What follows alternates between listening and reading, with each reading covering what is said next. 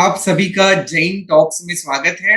मैं हूं नील और मेरे साथ आज पैनल पे वाराणसी से प्रोफेसर फूलचंद जैन प्रेमी जुड़े हुए हैं, जो कि जैन दर्शन के तलस्पर्शी विद्वान हैं। आज हमारे साथ भी बहुत ही रोचक विषय के ऊपर बात करने वाले हैं। हम आज के टॉक की शुरुआत करें उससे पहले मैं आपको उनका संक्षिप्त में परिचय देना चाहूंगा। राष्ट्रपति पुरस्कार से सम्मानित प्रोफेसर फूलचंद जैन प्रेमी जैन धर्म दर्शन तथा प्राकृत संस्कृत भाषा एवं साहित्य के प्रख्यात वरिष्ठ मनीषी हैं। आपने आपके करियर के प्रारंभ के 3 वर्षों में जैन विश्वविद्यालय लाडनू, जैन विश्व भारती लाडनू में जैन विद्या एवं प्राकृत साहित्य के प्राध्यापक के रूप में अध्यापन कार्य करवाया। तत्पश्चात प्रोफेसर ने 32 साल संपूर्णानंद संस्कृत विश्वविद्यालय वाराणसी में डिपार्टमेंट ऑफ जैन फिलोसफी में क्रमशः प्राध्यापक, रीडर तथा प्रोफेसर एवं प्रेसिडेंट के रूप में निरंतर सेवाएं प्रदान की। आप कई जैन जैनेतर छात्रों के पीएचडी गाइड रह चुके हैं। रिटायरमेंट के बाद आपने 4 साल BL Institute of Indology Delhi में डायरेक्टर की पोस्ट निभाई। प्राकृत भाषा एवं साहित्य की एलिमेंट्री एवं एडवांस कोर्स की भी आपने वहां 4 वर्षों तक लगातार 21 दिवसीय कार्यशालाओं का निर्देशन एवं अध्यापन किया। आप बहुत सारे पुरस्कारों से सम्मानित हैं, करीबन 20 से भी अधिक पुरस्कारों से सम्मानित हैं, पर विद्वानों के लिए जो श्रेष्ठ पुरस्कार गिना जाता है, वैसा प्रेसिडेंशियल अवार्ड से आप 2018 में भारत सरकार द्वारा भारत के राष्ट्रपति और उपराष्ट्रपति के कर कमलों द्वारा आप राष्ट्रपति पुरस्कार से भी सम्मानित हैं। तो ऐसे बहुत ही विद्वान प्रोफेसर आज हमारे साथ जैन टॉक्स के इस मंच के ऊपर जुड़े हैं। तो प्रोफेसर, मैं स्वागत करता हूं आपका जैन टॉक्स के आज के 76 सेशन में। और मुझे विश्वास है कि आज का जो सेशन होगा वो हमारे सभी श्रोताओं के लिए बहुत ही जानकारी भरा रहेगा और बहुत ज्यादा टेक अवेज इस सेशन के अंदर से हम ले सकेंगे। प्रोफेसर, स्वागत है आपका जैन टॉक्स के मंच पे। सभी का धन्यवाद और सभी को जय जिनेन्द्र, नमो जनानम। आज बहुत अच्छा लग रहा है कि जैन टॉक्स के अंतर्गत हमें ये जैन धर्म और संस्कृति के वैशिष्ट पर कुछ अपने विचार व्यक्त करने का अवसर प्राप्त हो रहा है। मैं इसके लिए श्री रमेश जी शाह और नील जी शाह का बहुत आभारी हूँ कि मुझे ये अवसर प्रदान किया। मेरा उद्देश्य रहता है कि कम से कम अपनी जैन संस्कृति जो इतनी प्राचीन है उसको जन जन तक पहुंचाया जाए, विशेषकर कम से कम जैन युवक और जैन समाज इसको समझे कि हम कितने बड़े वैभव के मालिक हैं। इस दृष्टि से हम ये बात आपके सामने मैंने रख रहा हूँ और मैं बहुत आभारी हूँ कि मुझे ये अवसर प्रदान किया गया है। Thank you so much professor. आज के टॉक की हम शुरुआत करेंगे तो सबसे पहले हमें जैन धर्म की प्राचीनता के बारे में जानना है। तो मैं आपसे पहला प्रश्न पूछना चाहूंगा कि जो श्रमण जैन धर्म है और उसकी संस्कृति है, उसकी प्राचीनता को लेके आपके क्या विचार हैं? मैं सर्वप्रथम मंगलाचरण करूंगा। जीव मजीवम दब्बम जनवर बसहेड़ जेण निर्दिठम देबिंद बिंद बंदम वंदे तम सभ्यदा सिरसा वंदे तम सिरसा धम्मो मंगल मुक्किटम अहिंसा संयमो तबो देवावी तम नमस्सन्ति जस्य धम्मे सयामणो जस्य धम्मे सयामणो। आज श्री नील जी शाह ने बहुत अच्छा प्रश्न पूछा है, जो कि मेरा विषय है श्रमण जैन धर्म और संस्कृति का वैशिष्ट। इसके अंतर्गत पहला प्रश्न ही बहुत महत्वपूर्ण इस दृष्टि से है कि हमारी जो जैन परंपरा है या जैन संस्कृति है, श्रमण संस्कृति, ये अति प्राचीन है।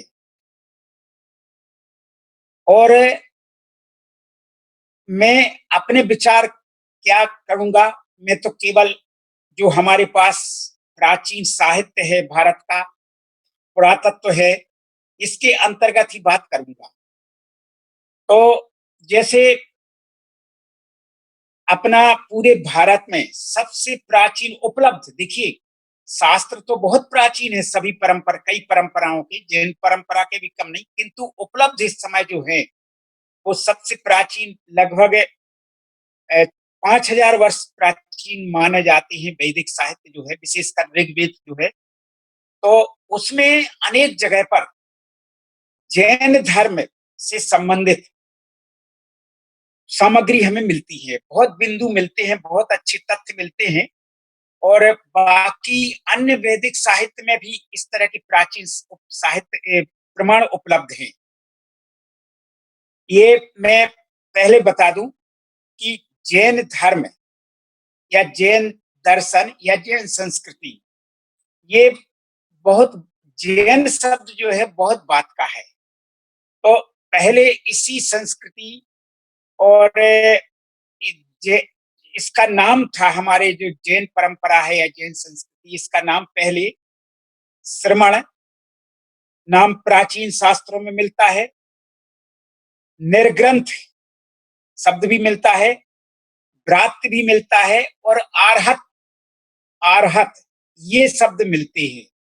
जो जैनेतर साहित्य में हमें ये शब्द उपलब्ध होते हैं, उससे पता चलता है कि हमारा हमारी पूरी परंपरा का कितना व्यापकता रही है, कितनी व्यापकता रही। ये हम सबसे पहले चलते हैं, क्योंकि ऋग्वेद पूरे देश का, विश्व का बहुत प्राचीनतम वैदिक ग्रंथ है, और इसकी बहुत भाषा जो है और इसकी जो भाव है सब बहुत प्राचीन है।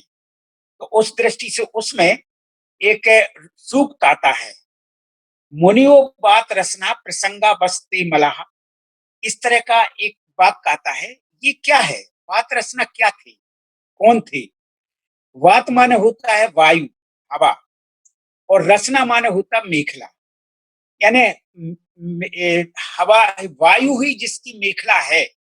ऐसे जो पूरे, मतलब बिना परिग्रह के, बिना निर्ग्रंथ, यानी जिनके यहाँ कोई ग्रंथि, कोई परिग्रह नहीं बचा है, ऐसे नग्न साधुओं के लिए उसमें बहुत अच्छा उनकी विशेषताएं बतलाई है। ऐसी बहुत सी आरहत संबंधी बहुत सी ऋचाएं, बहुत शब्द आए हैं जो श्रमण परंपरा से संबंधित है।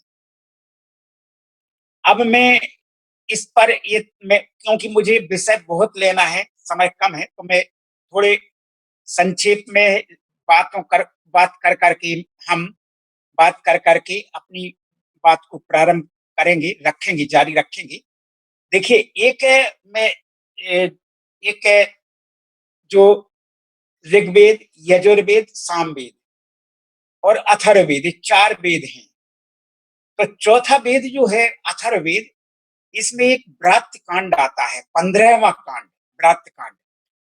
तो जब हम लोगों ने इस व्रात्य कांड का अध्ययन किया, इसी बीच में मैं ये बात बता दूं कि एक बहुत बड़े वैदिक ऋषि हुए हैं, सायण, जो जिनको सायणाचार्य कहते थे। तो उन्होंने सारे वेदों पर भाष्य लिखे, पर ऋग्वेद के इस व्रात्य कांड को छोड़ दिया उन्होंने। क्यों उस पर भाष्य क्यों नहीं लिखा? क्योंकि वो समझ गए थे कि जो व्रात्य होते हैं, यानी व्रतधारी मुनि, व्रात्य मतलब होता है व्रतधारी, व्रतों से आप्लावित जो है।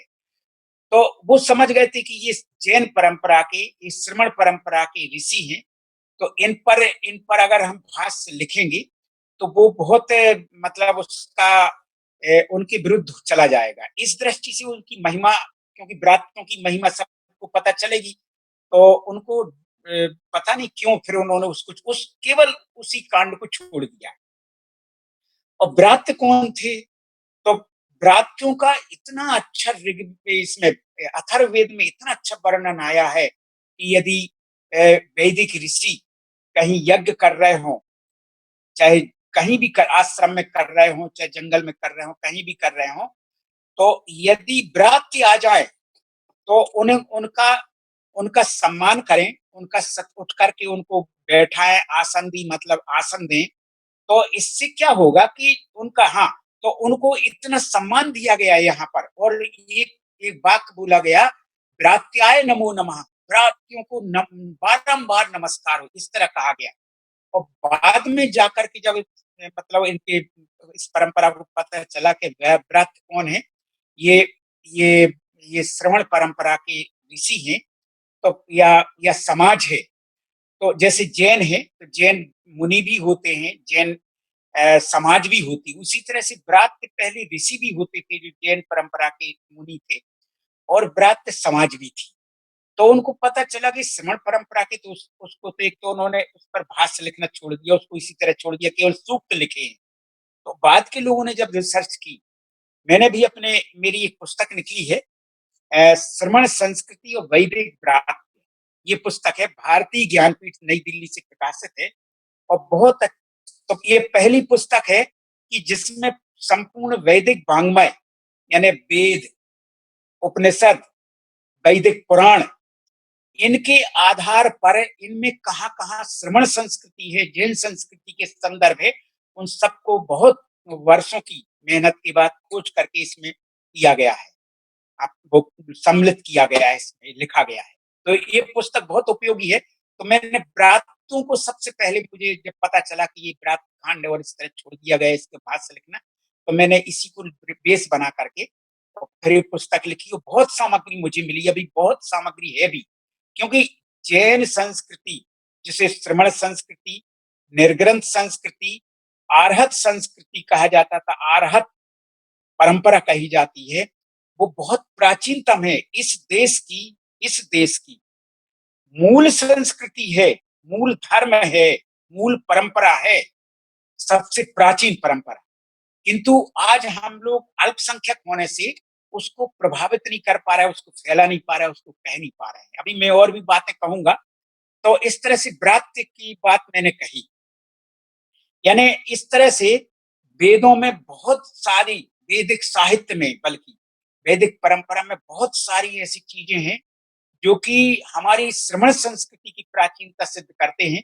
तो मैंने इसमें इस पुस्तक के प्रारंभ में एक वाक्य दिया है कि श्रवण संस्कृति वैदिक परंपरा की हमेशा कृतज्ञ रहेगी, आभारी रहेगी कि उसने अनेक प्राचीन श्रवण संस्कृति के बिंदु, तथ्य, प्रमाण अपने अंदर छुपा के अभी तक रखे, अब सहेज कर रखे, संभाल कर रखे।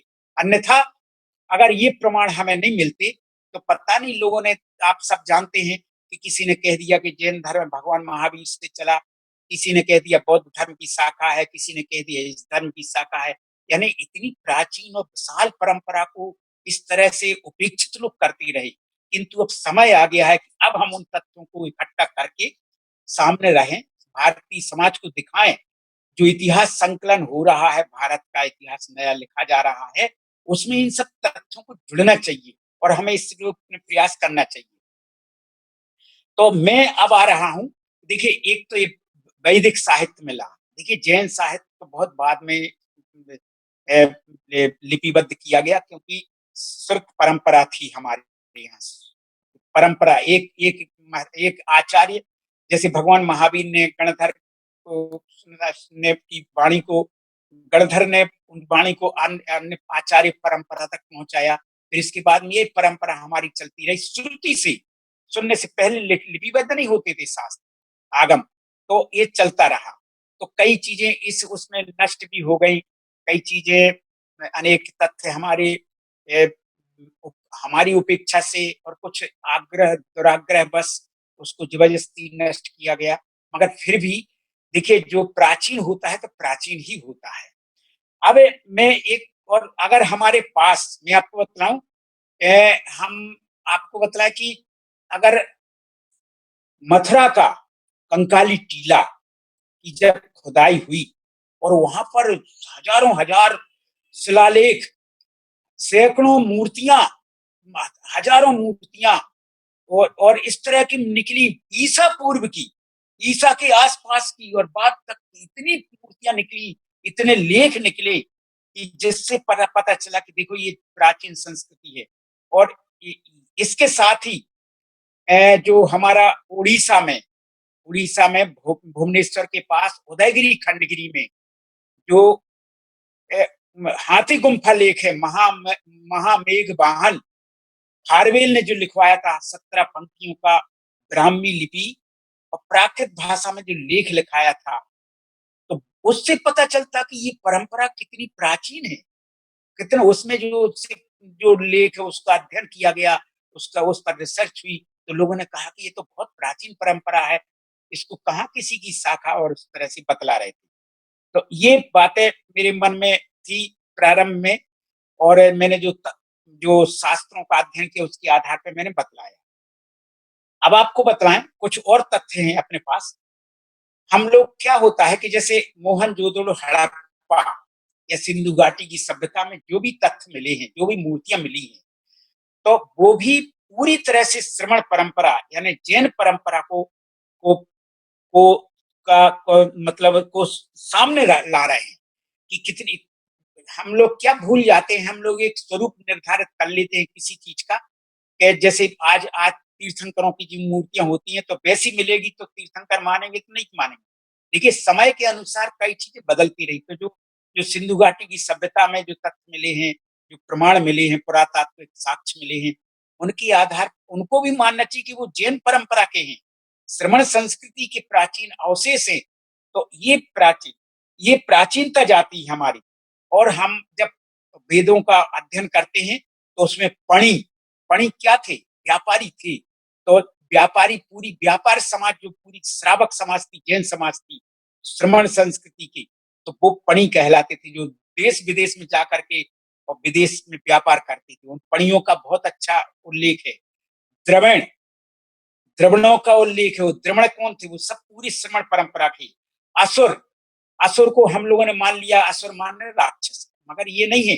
देखिए यानी सुर माने जो देवता नहीं है, देव नहीं है, वो असुर। जैसे हम कह देते ना जैन और जैनेतर या अजैन, अजैन कह देते ना। तो जैसे जैन तो जैन हुए, और इसके अतिरिक्त बाकी के अजैन यानी जैनेतर। तो उसका मतलब ये नहीं कि वो कोई दूसरे हो गए, वो भी सभ्य समाज के बहुत बड़े अंग हैं, बहुत महत्वपूर्ण अंग हैं।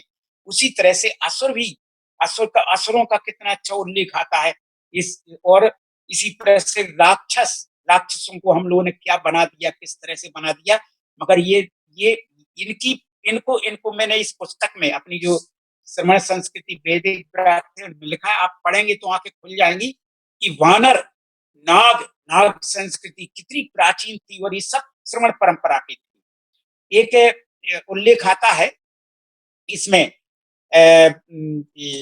अथर्ववेद वगैरह में, वैदिक साहित्य वेदों में आता है और वैदिक साहित्य में आता है कि जो मगध, अंग, बंग, कलिंग जो श्रमण संस्कृति के केंद्र थे, इनमें जाएगा केवल तीर्थ यात्रा को जा सकता है दूसरी परंपरा के लोग, अन्यथा जो जाएगा वो उसको शुद्धिकरण करना पड़ेगा अगर वहां जाएगा तो क्या था कि उनको पता था, एक बनारस के पास, बनारस और मुगल सराय जो कहलाता है, और बिहार की सीमा, उसी से बिहार की सीमा लग जाती है। तो पास में एक वहीं के, मतलब जब अपन ट्रेन से या उससे पार करते हैं, जैसे बिहार शुरू होता है तो एक कर्मनासा नदी पड़ती है, कर्मनासा उसका नाम है, आज भी नाम है कर्मनासा।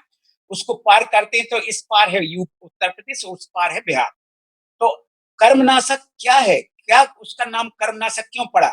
क्योंकि उस पार जहां बिहार शुरू होता है वो श्रमण संस्कृति का बिहार, जैसे सब रह करके कितने तीर्थंकरों का निर्माण होगा वहां पर, और कितने तीर्थंकरों का जन्म हुआ वहां पर। तो क्या था कि उस समय पे जो जो उस पार, उस इस नदी के पार, क्योंकि इस पार वैदिक परंपरा का प्राबल्य था, उस पार श्रमण परंपरा का प्राबल्य था। तो जो इस नदी को पार कर जाएगा उसके सारे पुण्य कर्म नष्ट हो जाएंगे, तो उसका नाम आज भी कर्मनाशा नदी है। ऐसा ऐसी धारणा बनाए थे, क्योंकि उस पार जो जाता था, उस श्रमण संस्कृति के केंद्र में कोई चला गया तो तो वो पूरी तरह से उसी से प्रभावित होकर वो भी श्रमण संस्कृति का अनुयायी बन जाता था। तो लोगों को डर था कि हमारे सारे लोग अगर वो उधर गए और वो श्रमण संस्कृति के अनुयायी बन जाएंगे तो हमारा कितना बड़ा नुकसान होगा। तो इस कारण से उन लोगों ने उसका नाम कर्मनाशा नदी रख दिया। तो इस तरह से क्या है, बहुत सी ऐसी चीजें हैं, जो बहुत सी बातें हैं जो हमारी प्राचीनता को सिद्ध करती हैं। और हमारे कई परंपराएं जो जैन परंपरा की जो आज आज भी आप देख लीजिए कहीं भी सबसे ज्यादा जो यदि वो मिलते हैं, यानी कहीं भी खुदाई होती है तो प्राय करके ये समझ लीजिए 70-75% जैन मूर्तियां ही निकलती हैं। चाहे कहीं भी पूरे देश में कहीं भी खुदाई होती है, अगर मूर्ति निकली है तो वे करती हैं। पर हम लोग उसको न तो समझ पाते हैं, न समझने की कोशिश करते हैं कि हमें क्या कर रहे हैं हम लोग अपनी इतनी समृद्ध संस्कृति है, इतने हम लोग वैभवशाली हैं और हम उसका प्रचार नहीं कर रहे, प्रसार नहीं कर रहे, उसका ज्ञान नहीं रख रहे। तो ये चीजें हमें जानना बहुत जरूरी होते हैं, तभी जाकर के हम अपनी इस धर्म संस्कृति का प्रचार कर पाएंगे और उसको दूसरों को बता पाएंगे। देखिए जैसे मान लीजिए कई अनेक बातें हैं, जैसे आपको बताएं अयोध्या में 5 तीर्थंकरों की जन्मभूमि अयोध्या। और जो राम जन्मभूमि जिस पे बाबरी मस्जिद थी, उसमें जब खुदाई हुई थी पहले, उसके पहले भी बाबरी मस्जिद के रहते खुदाई हुई थी, तो वहां पे तीर्थंकरों की मूर्तियां निकली। मगर आज किसी की दम है कि हम अपनी कह सके कि हमारी जन्मभूमि है, हमारे तीर्थंकरों की जन्मभूमि। हम कहने का साहस नहीं रख पा रहे हैं, क्योंकि ये इस तरह का तो आज दुनिया में ये हो रहा कि वो राम जन्मभूमि है ही, सबको मानते हैं और होना चाहिए, बहुत बढ़िया मंदिर भी बनना चाहिए। जैन जैन समाज हमेशा उसके पक्ष में है। मगर हमें अपने जो 5-5 तीर्थंकरों की जन्मभूमि है उसको क्यों नहीं प्रचारित किया जाता? क्यों जैन संस्कृति का इतना बड़ा केंद्र है? ये अयोध्या है, मथुरा है, मथुरा का कंकाली टीला जाकर के देखिए कितनी बड़ी बड़ी मूर्तियां निकली। और कितना बड़ा जम्बू स्वामी का अंतिम केवली हुए, उनका जो उनके वहां से मोक्ष गए। तो इस तरह से अनेक चीजें हैं, उनको हम हमें हमें जानना चाहिए, समझना चाहिए, तभी जाकर के हमें ये पता चल पाएगा।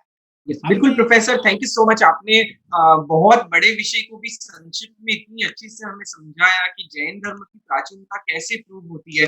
आपने बताया कि जिस वैदिक ग्रंथों को प्राचीन माना जाता है, उस वैदिक ग्रंथों में भी जैन परंपरा का उल्लेख है। आज आपने बहुत अच्छी बात बताई कि जो जैन धर्म है उसको श्रमण परंपरा, निर्ग्रंथ परंपरा, अर्हत परंपरा और व्रात्य परंपरा के नाम से जाना जाता है, और इस सब के उल्लेख हमें वैदिक शास्त्रों में मिलते हैं। वो प्रूव करता है कि हमारा जैन धर्म उन वैदिक परंपराओं से भी प्राचीन है। तो आचा प्रोफेसर जी, मैं दूसरा प्रश्न ये आपसे पूछना चाहूंगा कि आपने जैन धर्म की प्राचीनता के बारे में तो आप हमको बताया, पर हम जब भारत की ओर दृष्टि करते हैं, पूरे देश विदेश की ओर दृष्टि करते हैं, तो हम देखते हैं कि कितनी सारी धार्मिक परंपराएं हैं, कितने सारे धर्म हैं। तो उसमें जैन संस्कृति की क्या विशेषताएं हैं, क्या वैशिष्ट्य है, ये हम आपसे जानना चाहते हैं। देखिए जैन संस्कृति भारत, या जिसे हम श्रमण संस्कृति नाम ही दें, क्योंकि जैन शब्द तो बहुत बात का है, तो हम श्रमण संस्कृति के नाम से दें इस देश को। देखिए अनेक बातों में श्रमण संस्कृति दूसरे धर्मों से अपने को, दूसरी परंपराओं से, दूसरी संस्कृतियों से अपने को बहुत विशिष्ट विशिष्ट मान करके और अलग करती है कि किसकी क्या देन है। तो मैं पहले 4-5 बिंदु ये बता दूं कि इसमें देन क्या है भगवान महावीर की। सबसे बड़ी बात तो ये है, देखिए पहले बात तो हम ये देख लें कि ये हम लोग जैन संस्कृति की सबसे बड़ी विशेषता है कि इसने ये जब हम धर्मों दर्शन का, भारतीय दर्शन का जब फिलॉसफी अलग से जो एमए वगैरह करते हैं, जब पढ़ते हैं तो भारतीय दर्शन, तो उसमें 2 बातों को उल्लेख कर देते हैं कि हमारे देश में 2 दर्शन है, 2 प्रकार के दर्शन है, एक आस्तिक और एक नास्तिक। और जब लोग कहते हैं कि अरे ये मतलब आस्तिक और नास्तिक, तो वो नास्तिक किसे कहते हैं? आस्तिक तो ये है कि जो सब चीजों में जो वेदों को माने, वो आस्तिक, जो वेदों में विश्वास न करे वो नास्तिक, या और भी कई कई इसके अर्थ हैं। किंतु हम ये कहते हैं कि जैन दर्शन, तो जैन दर्शन को उन्होंने जैन दर्शन, बौद्ध दर्शन और चारवाक, इनको तीन को नास्तिक दर्शन कह दिया। बाकी बाकी की जो वैदिक परंपरा के दर्शन है वो आस्तिक दर्शन है। किंतु मैं हम ये कहते हैं कि असली रूप में सबसे बड़ा आस्तिक दर्शन अगर है तो जैन दर्शन है।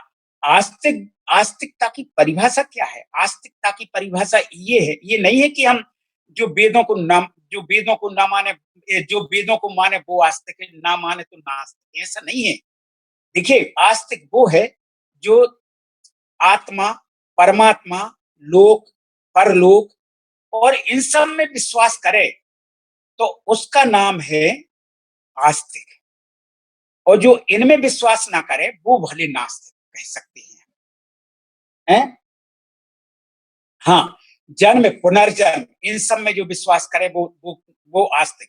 तो एक बात बताइए, आत्मा, परमात्मा, पुनर्जन्म, लोक, परलोक, इनमें इन विषयों की सबसे ज्यादा अगर व्याख्या की गई है, सबसे बड़ी विशेष विवेचना की गई है तो जैन धर्म में की गई है। इस दृष्टि से जैन धर्म सबसे बड़ा आस्तिक दर्शन है, आस्तिक धर्म है। तो एक तो पहले पहले तो यही होना, ये बात मेरे मन में थी तो मैंने आपको बतलाई।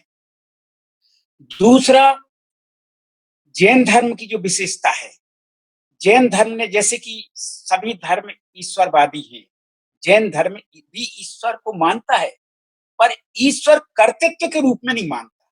ईश्वर जगत का कर्ता है, हमारे हमें हमें बनाता है, हमारा निर्माता है। लोग कह देते हमें जो कुछ दे रहा है ईश्वर दे रहा है।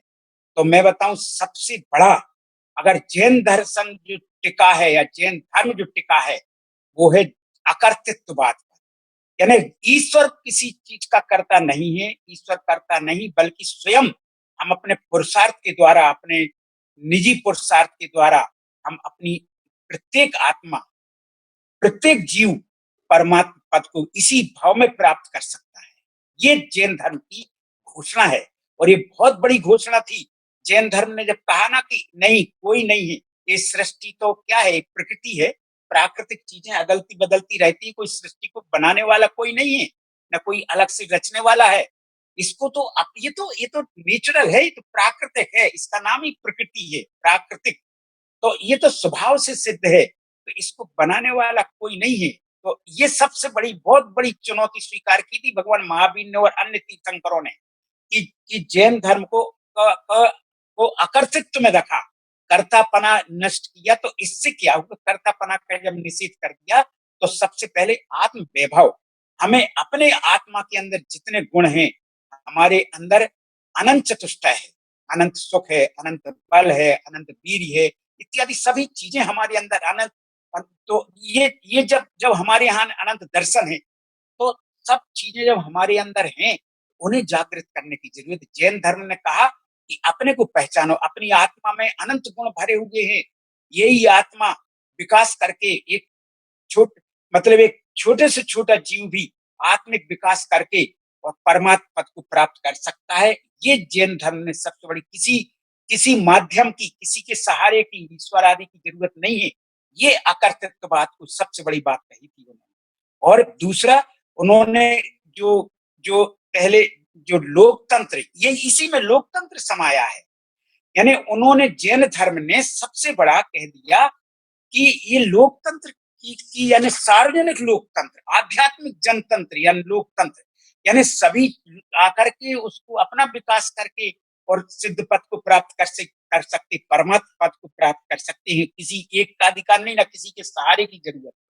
ये बहुत बड़ी घोषणा तीर्थंकरों ने की और ये बहुत बड़ी चुनौती थी कि इस सब को उन्होंने नकार करके उन्होंने कहा कि केवल भक्ति से कुछ नहीं होने वाला, केवल ज्ञान से कुछ नहीं होने वाला, केवल हम तपस्या अकेला करते रहें, कोई जाने ना समझे ना, तो उससे भी कुछ होने वाला नहीं है, ना कोई आत्मा का कल्याण, ना हमारा कल्याण होने वाला है। तो उन्होंने सबसे बड़ी बात की, सम्यक दर्शन ज्ञान चारित्राणी मोक्ष मार्ग।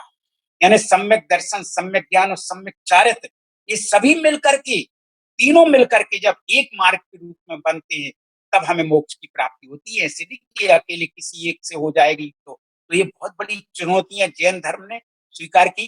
कर्म सिद्धांत, जितना कर्म सिद्धांत, जितना गूढ़ता के साथ आप देखते हैं, सभी लोग जानते होंगे जो अध्ययन करते हैं कि कितनी कर्म प्रकृतियों का कितना वर्णन है। तो एक कर्म सिद्धांत का एक हमारे यहाँ हमारा बेस है, हमारा मूल है, उसके आधार पर हम आगे बढ़ते हैं। तो इस तरह से जैन धर्म ने अपने को अलग मान करके बहुत बड़ी चुनौतियां स्वीकार की।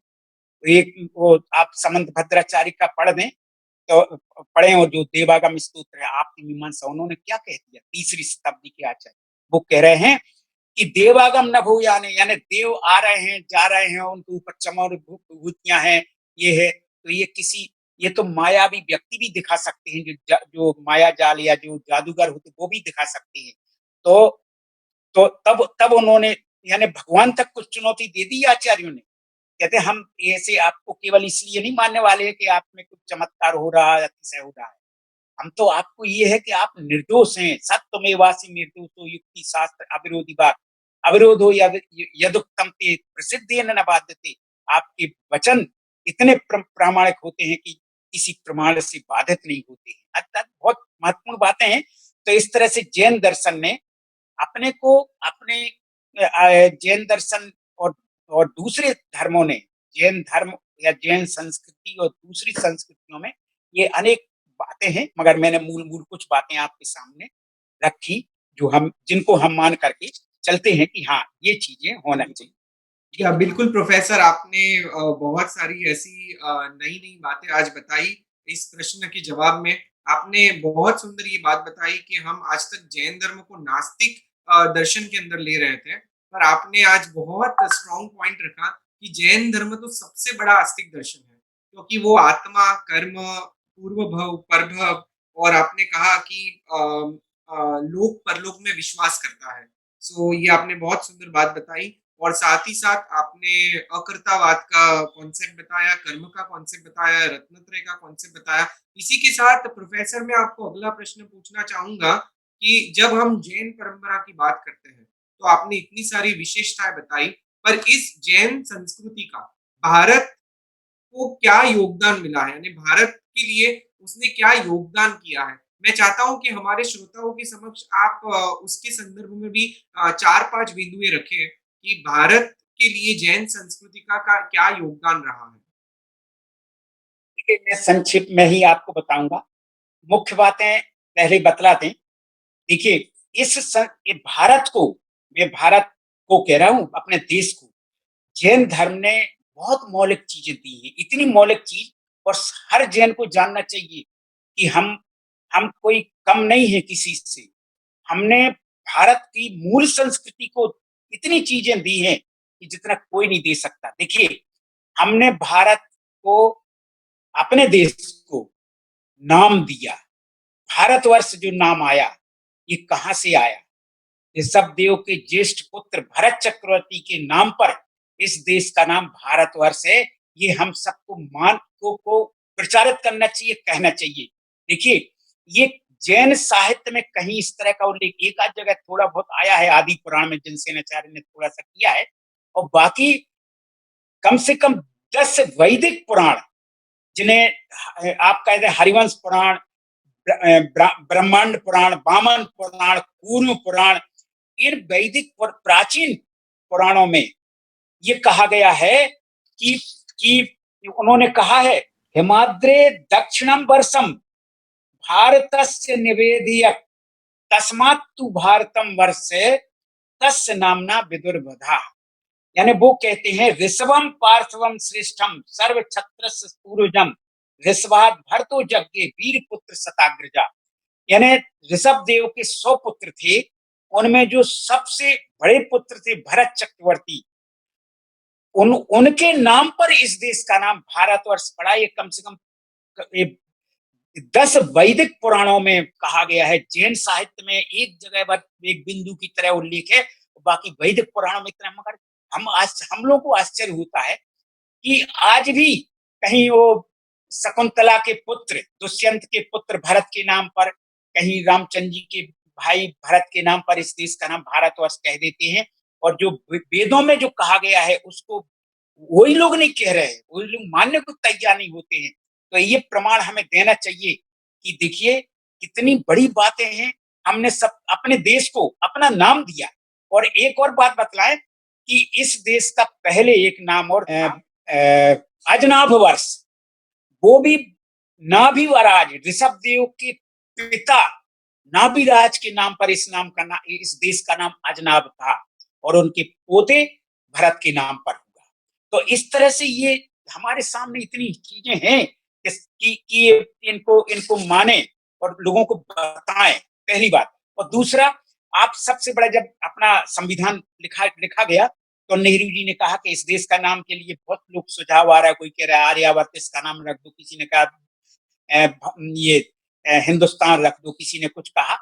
तो उन्होंने नेहरू जी ने कहा कि नहीं, हम ऐसे प्रमाण नहीं मानेंगे, हमें कोई ऐसा शिलालेखी प्रमाण दो कि जहां भारतवर्ष शब्द हो तो अपने देश का नाम कहीं पर उल्लेख हो, क्योंकि ये सब नाम कहीं प्राचीन शिलालेखों में मिलती नहीं है, ना हिंदुस्तान मिलता है ना और कोई नाम मिलता है। तो जब जाकर के उदयगिरी खंडगिरी जिसका मैंने नाम लिया है अभी, हाथी गुम्फा का लेख जो ईसा के पूर्व का है, वो उसमें लिखा हुआ है ब्राह्मी लिपि में, हाथी गुम्फा लेख। जो आप अगर कभी जाएं भुवनेश्वर के पास उदयगिरी खंडगिरी, उस शिलालेख को जरूर देखें कि 17 पंक्तियों का ब्राह्मी लिपि और प्राकृत भाषा में वो लेख है। उसकी 10वीं पंक्ति में भारतवर्ष, बस इस तरह का नाम शब्द आया है। तो ये बताया गया नेहरू जी को कि नहीं, ये सबसे बड़ा उल्लेख और सबसे प्राचीन उल्लेख ये है। तो तब जाकर के इस देश का नाम मूल संवैधानिक नाम भारतवर्ष पड़ा है। तो ये हम तो नाम हम लोगों ने दिया है, लिपि हमने दी। लिपि क्या है? आज जितनी लिपियां हैं भारत में, चाहे और दूसरी विदेशों में भी जितनी लिपियां हैं, सबकी जननी, सबकी माँ ब्राह्मी लिपि है। और ब्राह्मी कौन थी? ऋषभ देव की ज्येष्ठ पुत्री, जो कि 2 पुत्रियां थी, ब्राह्मी और सुंदरी। तो सुंदरी को तो उन्होंने अंक विद्या सिखाई और ब्राह्मी जो बड़ी थी उसको अक्षर कला सिखाई, अक्षर। तो जो अक्षर, उसी ब्राह्मी ने सबसे पहले ऋषभ देव ने जब उनको अक्षर विद्या सिखाई, तो उन्होंने उसी लिपि विद्या को, अक्षर विद्या को सब जगह प्रसारित किया। तब से इस लिपि का नाम ब्राह्मी लिपि है। और इसी से सारी लिपियां, जितनी लिपियां आज नागरी लिपि हम लोग लिखते हैं, गुजराती में जो लिखते हैं, ये सब इसी ब्राह्मी लिपि का विकास है। तो ये क्योंकि अब एक एक करके एक एक शब्द को बता देते कि देखिए किस किस तरह से आकार का या और दूसरे जो शब्द हैं, जितने शब्द हिंदी के या नागरी लिपि के, उन सब का किस तरह से ब्राह्मी लिपि से विकास हुआ, सब लोग बताते हैं, जानते हैं। तो ये लिपि हमने दिया, पहला भारतवर्ष नाम हमने दिया, लिपि हमने दी, लोकतंत्र जो आज देश में हमारा जनतंत्र, लोकतंत्र, वो हमारी श्रमण संस्कृति ने दिया। सबसे पहला गणतंत्र, गणतंत्रात्मक पद्धति थी, वैशाली गणतंत्र था। और वहां पर जब सारे देश में राजतंत्र थे, एक दूसरे से लड़ रहे थे, भिड़ रहे थे, सब कर रहे थे, तब केवल वैशाली में राजतंत्र के कोई राजतंत्र नहीं था, लोकतंत्र जिसे जनतंत्र कहते, गणतंत्र कहते हैं, वो गणतंत्रात्मक पद्धति वैशाली पूरा बहुत विशाल राज्य था, उसमें चल रही थी। तो ये भगवान महावीर की जन्मभूमि भी वो है। तो ये लोकतंत्र जो भारत की जो गणतंत्रात्मक शासन पद्धति है, वो भी श्रमण संस्कृति की देन है। चौथी आती है भाषा। भाषा देखिए, सबसे प्राचीन भाषा प्राकृत भाषा है। और आप जानते हैं, मैं आगे प्राकृत भी पढ़ाने वाला हूं, तो आप जानते हैं कि ये प्राकृत भाषा से ही सारी भाषाएं निकली। प्राकृत से अपभ्रंश आई, अपभ्रंश से आज चाहे गुजराती हो, आप मराठी भाषा, जो आप लोग बंबई में जो लोग रहते हैं, मराठी भाषा कहाँ से आई? ये आई महाराष्ट्री प्राकृत से। गुजराती क्या है? सौरसेनी प्राकृत से आई। तो ये जितनी भाषाएं हैं, हिंदी कहाँ से आई? ये अपभ्रंश, प्राकृत से अपभ्रंश, अपभ्रंश से हिंदी आई, प्राचीन हिंदी आई, हिंदी से आज, जैसे वो तुलसीदास जी ने रामायण लिखी है, तो वो भी लोक भाषा में है। तो आज भी प्राकृत भाषा पूरी तरह से जीवंत है, इतना बड़ा साहित्य है, तो उसी से हमारी आई, हमें उसका विकास करना चाहिए। तो भारतवर्ष नाम, लिपि, लोकतंत्र, भाषा, ये 4 तो प्रमुख हैं ही, और इसके साथ ही सबसे बड़ी जो देन है भारत की, ये जो श्रमण संस्कृति की भारत को, वो है अनेकांतवाद, स्यादवाद। ये बहुत बड़ी देन है जैन जैन धर्म की, कि उसने ऐसा सिद्धांत दिया कि जिसने सबको चमत्कृत कर दिया। अगर आज हम अनेकांतवाद, स्यादवाद को पूरी तरह से विश्व में फैलाएं, तो आज जो बराबर एक देश दूसरे देश को कटुता से देख रहे हैं, एक दूसरे देश को का नुकसान पहुंचाने के लिए कहीं बम चला रहा है, कहीं युद्ध कर रहा है, कि ये है, अगर सब लोग इस सह अस्तित्व के सिद्धांत को समझ जाएं और समझा दिया जाए, तो सारे वैमनस्य दूर होकर के पूरा विश्व खुशहाल हो सकता है। ये अनेकांतवाद, स्यादवाद की बहुत बड़ी देन, बहुत बड़ा हमारी श्रमण संस्कृति की देन है। और एक और 2-3 बातें और हैं, वो मैं संक्षेप में कह रहा हूँ। जो भारत में अध्यात्म आया, वो कहाँ से आया? वो भी श्रमण संस्कृति की देन है। क्योंकि बाग आप देखते हैं दूसरे साहित्य में क्या है, सब प्रकृति की पूजा है, ये है, क्रियाकांड है, सब है, मगर आत्मा को पहचानने की, आत्मिक विकास करने की, आत्म विशुद्धि प्राप्त करने की, और उसी के आधार पर परमात्मा सिद्धि प्राप्त करने की जो जो विधि बताई है, वो श्रमण संस्कृति ने बताई। योग, योग जो आज पूरे विश्व में फैल रहा है, वो योग कहाँ से आया? देखिए, योग भी हम लोग कह नहीं पा रहे हैं, हम लोग प्रचारित नहीं कर पा रहे हैं, उसको समझ नहीं पा रहे हैं, क्योंकि इसको समझाने वाले कम हैं कुल मिला के जैन ही तो इतने से हैं। तो योग की मूल परंपरा तीर्थंकर ऋषभ देव महायोगी कहलाते थे, उन्हीं ने पूरे योग को प्रसारित किया पूरे देश में। और आप देखते हैं कि पूरे भारत में अगर योग मुद्रा में मूर्तियां मिलती हैं, तो केवल जैन परंपरा की मूर्तियां मिलती हैं, या तो योग मुद्रा में खड्गासन रूप में पद में मिलेंगी, या पद्मासन रूप में, वो भी योग मुद्रा में। तो इससे पता चलता कि ये जैन परंपरा की देन है योग मूल। आज हम भूल गए हैं अपने को, केवल हम लोगों ने क्रिया कांडों में अपने को उलझा लिया है, और अपनी मूल योग की परंपरा जो हमारे षड आवश्यक हैं, प्रतिक्रमण, सामायिक आदि, ये सब प्रत्यक्ष है, ये सब है क्या? ये सब योग की ही विभिन्न प्रकार हैं, इन सब में योग भरा हुआ है। और एक और देन है, उसको मैं बता करके अपनी पूरी बात करूंगा। संन्यास, संन्यास परंपरा जो है, वो भी जैन धर्म की देन है। और कहीं पहले कहीं संन्यास इस तरह का, जो आज जिस तरह की संन्यास का क्या मतलब, ये नहीं कि ऐसी सन्यासी बन करके अपने संसार के सारे कर रहे, ये नहीं। सन्यासी का तात्पर्य कि आध्यात्मिक विकास करके सिद्धि प्राप्त करना, परमात्मा को प्राप्त करना, तो ये सन्यास, तो ये भी है, हमारी बहुत बड़ी देन है। मैंने अध्यात्म की बात कही, आप लोगों को एक उदाहरण के रूप में बतला दें। देखिए, चाहे आप उपनिषद पढ़ें, चाहे कोई पढ़े, आध्यात्म विद्या मूलतः क्षत्रियों की विद्या है, दूसरी परंपराओं की, दूसरी की नहीं, न ब्राह्मणों की परंपरा है अध्यात्म, न किसी की। ये मूल परंपरा क्षत्रियों की थी, सारे तीर्थंकर क्षत्रिय थे, और वो आध्यात्म के उत्कर्ष को प्राप्त किए हैं। तो ये क्षत्रियों की देन है। तो इस दृष्टि से अध्यात्म जो है, वो जैन धर्म की देन है, संन्यास है।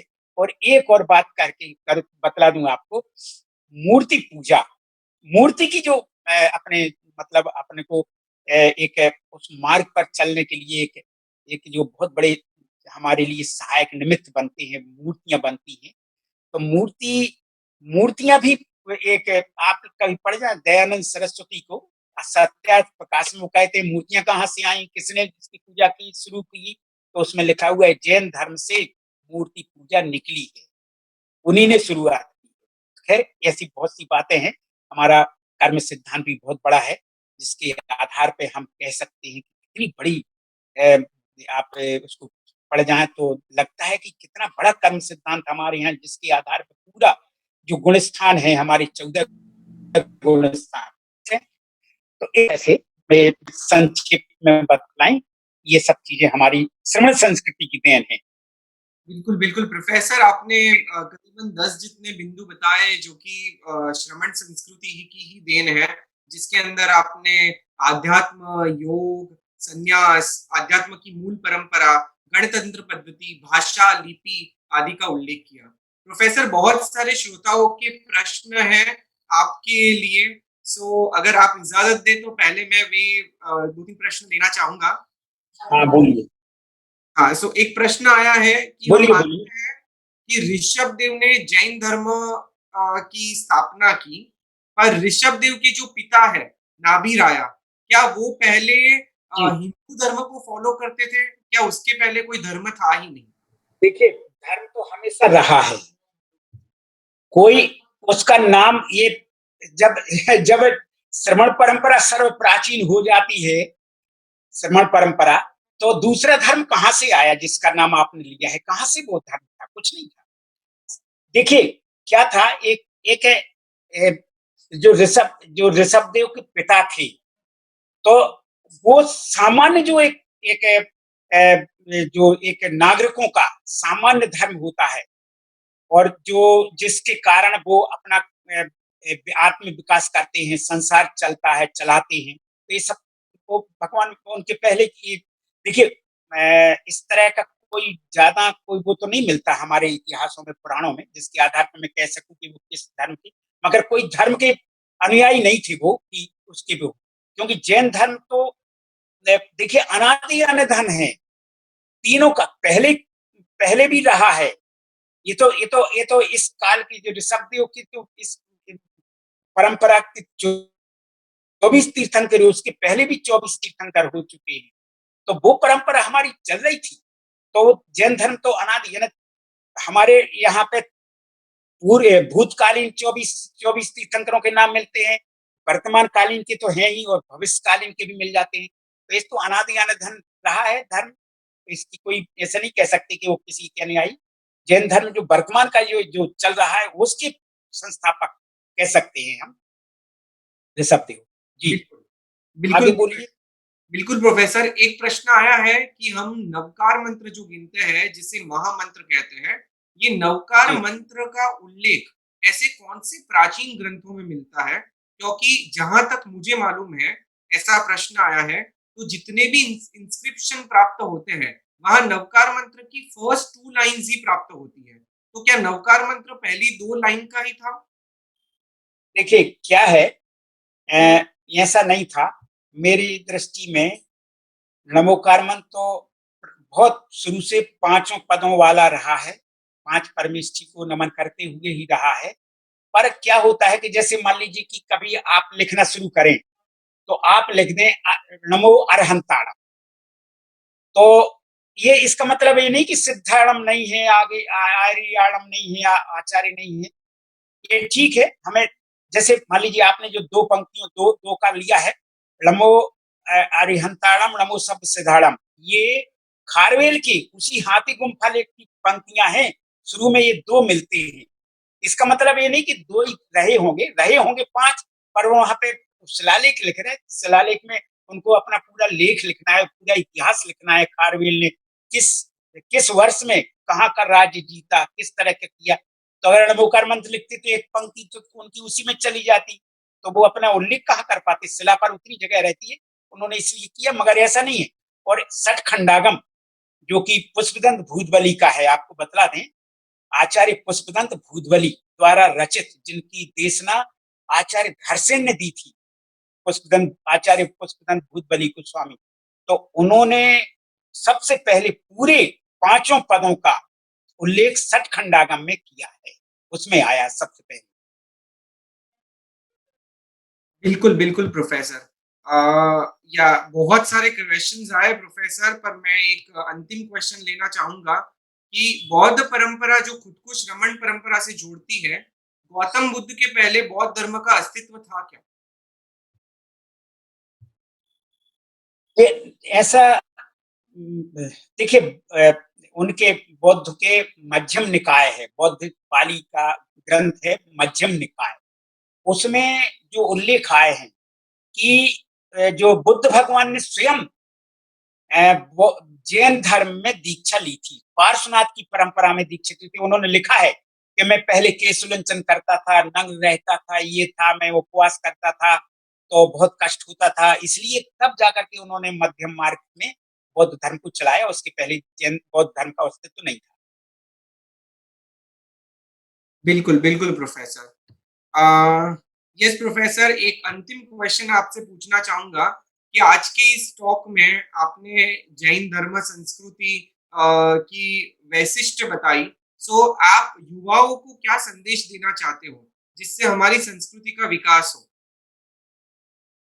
क्योंकि मुझे मालूम है देखिए, कि आप जैन दर्शन के इतने बड़े विद्वान हो और आपके परिवार में आपके अगर 2 बेटों की बात की जाए, बेटी की बात की जाए, बहुए की बात की जाए, आपकी स्वयं पत्नी की बात की जाए, तो हर कोई जैन धर्म के विद्वान और विदुषी है और हर किसी ने पीएचडी की हुई है। सो इतना डेडिकेशन आपके परिवार में जैन संस्कृति के विकास के लिए देखने देखने मिलता है। सो मैं चाहता हूँ कि आप युवाओं को क्या संदेश देना चाहते हो इस जैन टॉक के मंच से?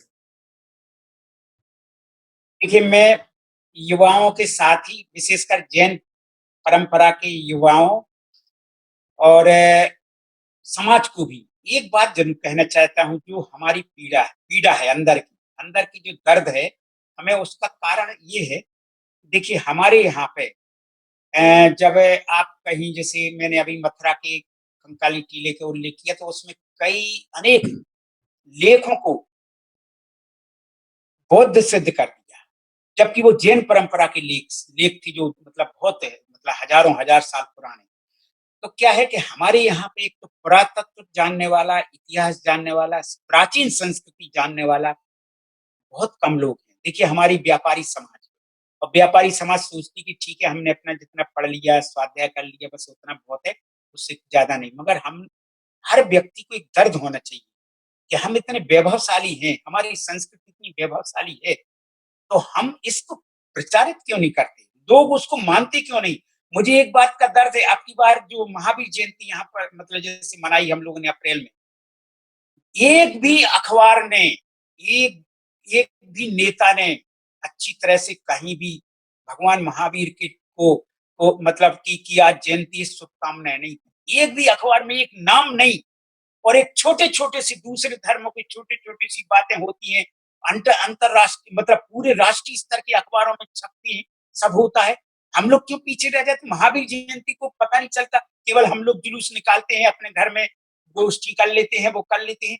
उसको दूसरे लोग क्यों नहीं मानते? अभी अभी जो देव दीपावली निकली है अभी पूर्णिमा को, उसमें गुरु नानक को प्रकाशोत्सव पूरा पूरा भारतवर्ष मना रहा है, पूरे भारत में उसका नाम हो रहा है, सब चीजें को छोटी जी समाज है, हमारी इतनी अच्छी समृद्ध समाज, इतनी प्राचीन संस्कृति, और हम लोग अब उसको भगवान महावीर की जयंती को भी एक ऐसा नहीं हो रहा है कि पूरे देश को पता चल जाए कि आज महावीर जयंती है। और देखो पूरे अखबारों में, सारे समाचार पत्रों में, टीवी चैनलों में हमारे इतने बड़े बड़े मुनिराजों का, बड़े बड़े राष्ट्र संतों का देवलोक हो जाता है, कभी टीवी पे खबर तक नहीं आती है। हम लोग कहाँ हैं? हमें देखना, पहचानना चाहिए कि हम लोग कहाँ हैं, कितने पीछे हैं हम लोग। क्यों नहीं हम लोग कोई इस तरह की एक एक पूरी, जैसे दूसरी समाज में एक बहुत बड़ा संगठन युवाओं का होता है, तो वैसा संगठन बनाए कि दूसरे हिल जाए हमारे, उसको क्यों नहीं मनाएंगे? हमारे संस्कृति पर, हमारे धर्म पर, हमारे देवालयों पर कभी आक्रमण हो, हमारी समाज की बहनों पर, हमारे समाज पर कभी कोई कोई एक संकट लाए, तो हम उसको बिल्कुल मुंह तोड़ जवाब दें। ऐसी संगठन हमें बनना चाहिए। सबसे बड़ी बात, बहुत बड़ी दर्द होना चाहिए। मैं ये नहीं मानता कि कोई दिगंबर श्वेतंबर से सब सब समान है। तो पहली बात तो ये कि हमारे यहाँ पे एक संगठन होना चाहिए, युवाओं का जो जो जोशीले हों, बिल्कुल लोग जैसे मान लीजिए आरएसएस है, शिवसेना है, या ये, तो उनके नाम पर लोग डरते हैं, काम करते हैं लोग उसके नाम पर। लोग अपने आप, सरकार अपने आप पूछती, उनको कहने जाती कि यार बताइए आपके लिए क्या करना है, और इधर हम चिल्लाते रहते तो हमारी कोई सुनता नहीं है। तो ये है। दूसरी बात, ये हाँ, ये तो मैंने अभी बात बात पूछाई हमने। अच्छा, दूसरी पुरातत्व में देखिए, जैन जैन समाज के युवाओं को, चाहे वो इंजीनियर के क्षेत्र में हो, डॉक्टर हो, किसी भी काम व्यापार में हो, कोई भी क्षेत्र में हो, उनको जैन धर्म संस्कृति का निश्चित रूप से अध्ययन करना चाहिए, पढ़ना चाहिए, लेक्चर कराना चाहिए हर सप्ताह। एक क्लास, एक मतलब हर शहर में एक एक व्याख्यान माला होना चाहिए, जिसमें अच्छे-अच्छे विद्वानों को बुला करके व्याख्यान कराएँ, उनसे सीखें, इकट्ठे होकर के सबको। तो हर हर वर्ग में जैन समाज का व्यापारी वर्ग, सर्विसमैन, जो भी कहीं भी है, अगर वो इस तरह का सीख ले और पुरातत्व का ज्ञान रहे, संस्कृति का ज्ञान रहे, हमारी संस्कृति का क्या है, दुनिया का हम ज्ञान रखते हैं। हमें इतना नॉलेज है कि राष्ट्र में कि क्रिकेट के खिलाड़ी इंटरनेशनल कौन-कौन है, अब सब बच्चे-बच्चे जानते हैं।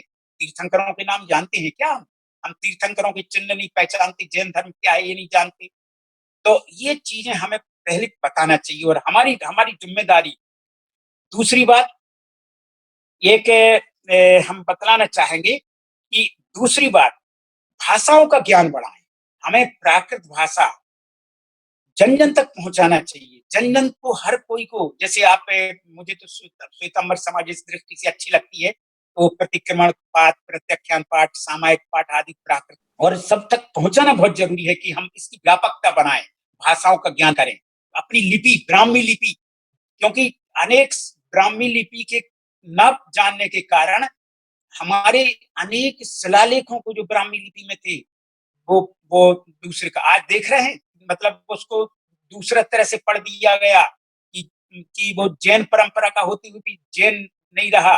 आज अनेक बड़ी विशाल प्राचीन मूर्तियों को, मंदिरों को, तीर्थों को अपहरण कर लेते हैं लोग, उसको अपना बना लेते हैं। आज हम लोग कहने में ताकत नहीं रखते कि ये हमारा है मूलतः। ये है, तो एक तो ये बढ़ाना चाहिए हमें, ब्राह्मी लिपि, शारदा लिपियाँ, प्राचीन जो पृथ्वियाँ, उनको समझना चाहिए। हमें अपने आचार्यों का, कितने तीर्थंकर महावीर की परंपरा के इतने विशाल आचार्य, कितनी परंपरा है आचार्यों की, उनका साहित्य क्या है, उन्होंने कौन-कौन से ग्रंथ लिखे, उनका समय क्या है, उन आचार्यों के नाम हमें नए लोगों को जानना चाहिए, बच्चों को बतलाना चाहिए और आगम और आगमों को समझना चाहिए, आगम क्या है, किस तरह से है। और दूसरी जो, जैसे मान लीजिए कि हमारा प्राकृत भाषा में तो आगम है ही है, मगर प्राकृत भाषा से ज्यादा संस्कृत भाषा में जैन साहित्य है, हर विधा का। चाहे आप साहित्य ले लें, चाहे आप व्याकरण ले लें, चाहे आप संगीत का ले लें, चाहे ज्योतिष का, बहुत विशाल साहित्य है, हर विधा का, वास्तु का, रत्न परीक्षा, ये सब जैन में मिलेगी, वो कहीं नहीं मिल सकती जैन पारंपरिक ग्रंथों में। तो ये चीजें बहुत बहुत हमारा प्राचीनता है, तो उन सबको हम नहीं जानेंगे। और दूसरी बात एक और मुझे लगता था मुझे कि हमें ये है, क्या है कि जैसे अभी एक उदाहरण के रूप में बता दें, बनारस में बनारस की संस्कृति पर, बनारस की संस्कृति को अध्ययन के लिए केंद्र सरकार ने योजना बनाई, 34 योजनाएं। यहाँ की बनारस की संगीत की परंपरा क्या है, यहाँ की मूर्ति परंपरा क्या है, पंडित परंपरा क्या है, विद्वानों की परंपरा क्या है, और हर विधा की, यानी बिस्मिल्लाह खां ने क्या योगदान दिया, इस सब ने क्या किया, ये सब चीजों की 34 अध्याय। जब हमने इंटरनेट पे देखा, हमारे छोटे बेटे अरिहंत ने, तो उसने देखा, उसने मुझे बताया कि पापा इस तरह की योजनाएं बनारस में चल रही हैं। तो उसमें यानी 4 तीर्थंकरों की जन्मभूमि बनारस होकर के किसी भी श्रमण संस्कृति, जैन संस्कृति के अध्ययन के लिए एक भी योजना सरकार ने नहीं दी। क्यों नहीं दी? वो हमारी गलती है, क्योंकि हमें, लोगों को पता ही नहीं। बड़े-बड़े बड़ी-बड़ी प्लान बन जाती, बड़ी-बड़ी कमेटियां बन जाती, उसमें जैनों का कोई प्रतिनिधित्व ही नहीं होता है। तो कैसे कोई चीज अपनी कहेगा? तो ये चीजें हमें, हर तरह जागरूकता बहुत जरूरी है, विशेष करके युवाओं को, कि सरकार यदि कुछ करती, आज अल्पसंख्यक घोषित है हमारी समाज, मगर क्या अल्पसंख्यक का एक 5% भी हम लोग उसका लाभ नहीं उठा पा रहे। तो क्या है, हम लोगों को बहुत बहुत पीछे है। हमें इन सब में बहुत जागरूकता बहुत जरूरी है। और दूसरा ये है, हम कहीं भी जाएं तो जैन समाज के युवाओं में, सब में इतना इतना रहना चाहिए कि इतने संस्कार हमारे होना चाहिए कि हम दूसरे को अपने धर्म की विशेषताएं बता सकें। हम ट्रेन में जा रहे हैं, हमारे आसपास में दूर दूर के लोग बहुत बैठे हैं, तो हमारा कर्तव्य है कि जैन धर्म का इतना ज्ञान करें कि हम उसको बतलाएं कि देखो जैन धर्म की ये विशेषताएं ये है। एक लोग सोचने लगते कि छोटी सी कोई जैन धर्म की परिचय वाली पुस्तक होना चाहिए जरूरी। तो मैं एक बतला दूं, एक पुस्तक को मैं प्रचार की दृष्टि से नहीं बतला रहा हूँ, बल्कि ये बतला रहा हूँ ये जैन धर्म एक झलक बहुत छोटी सी है, प्रोफेसर अनेकांत कुमार द्वारा लिखी गई है। और इससे इसको पढ़ करके जो अजैन है वो भी बहुत इतनी जल्दी जैन धर्म की पूरी समग्रता को जान जाते हैं, संक्षेप में, सरल भाषा में। तो ये हमें युवाओं को इस तरह का साहित्य देना चाहिए ताकि लोग जन जन को जान सकें, कर सकें, और वो अपने जैन धर्म की विशेषता कम से कम अगल बगल में हमारे हैं, हम जहाँ आपस में काम करते हैं, तो हमारे हमारी एक पहचान होना चाहिए, हमारे ऐसे संस्कार होना चाहिए कि हम किसी के द्वारा दूसरे की परंपराओं से प्रभावित ना हो, बल्कि हमारी परंपरा से, हमारे इतने अच्छे संस्कारों से दूसरे प्रभावित होकर के वो अच्छे संस्कार वाला बन जाए। ये हमारे युवाओं में इस तरह की चीज होना चाहिए, और इस शिक्षा की बहुत कमी है। मैं बताऊं, हम बताएं आपको कि मुझे एक बात कहने में, चूंकि इससे बहुत श्रोता लोग जुड़े हुए हैं, सभी परंपराओं के हैं, श्वेतांबर परंपरा के, चाहे स्थानकवासी हो, मूर्ति पूजक हो, चाहे तेरहपंथी हो, बहुत जुड़े हुए हैं, दिगंबर परंपरा के लोग भी जुड़े हुए हैं। मैं एक बात अंत में एक बात जरूर कह करके विराम लूंगा, क्योंकि समय हो रहा है, कि आज जैन समाज में, मैंने तो इतनी बातें कह दी आपको, जैन समाज में जैन साहित्य को, जैन विद्या को पढ़ने वाले कितने हैं। और दूसरा, जैन विद्या तो ठीक है, हम अपनी चीजों को नहीं जान पा रहे, हम अपने संस्कारों को नहीं जान पा रहे, तो उन सब का जानना बहुत जरूरी है। और एक अंत में ये कह करके मैं विराम लूंगा कि जैन समाज को जागृत होना चाहिए, प्रमाद छोड़ दे।